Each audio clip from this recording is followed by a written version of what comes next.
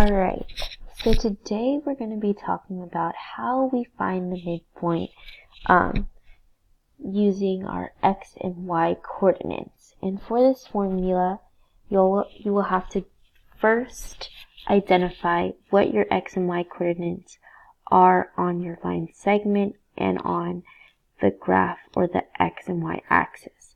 As you can see, the line going up and down would be your y-axis, and the line going to the side would be your x-axis.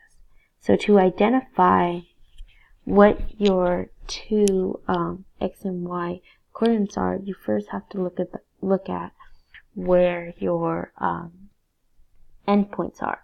And as you can see, there's one right here, and there's one right up top on here.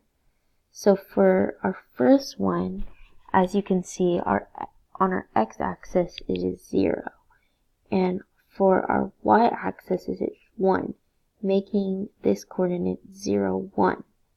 And for over here, our x-axis is 2, while our y-axis is 5, making a coordinate of 2, 5.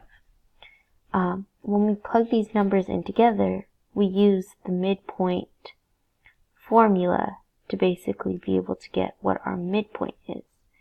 And as you can see, we add up our two x coordinates and we divide it by 2. And this is 2 over 2, which is 1.